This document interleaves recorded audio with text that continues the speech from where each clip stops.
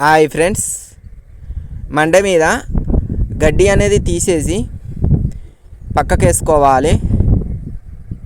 వేసుకున్న తర్వాత గడ్డి పైన ఏమన్నా పూసలు ఉంటే కూడా తీసేసుకోవాలి. అలా తీసేసుకున్న తర్వాత మండేను ఇప్పుడు మొదలు పెడతాము. చూడండి, మండే అనేది ఎంత విప్పుకుంటే ఇట్లా విప్పుకుంటే అంత వస్తుంది. ఇట్లా తీసుకోవాలి, విప్పుకోవాలి. ఇలా విప్పడం వల్ల చల్లడం అలకగా అవుతుంది.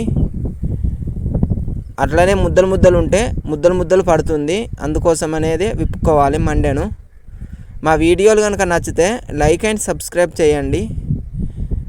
పద్మ సంజయ్ రెడ్డి యూట్యూబ్ ఛానల్ని సబ్స్క్రైబ్ చేసుకోండి.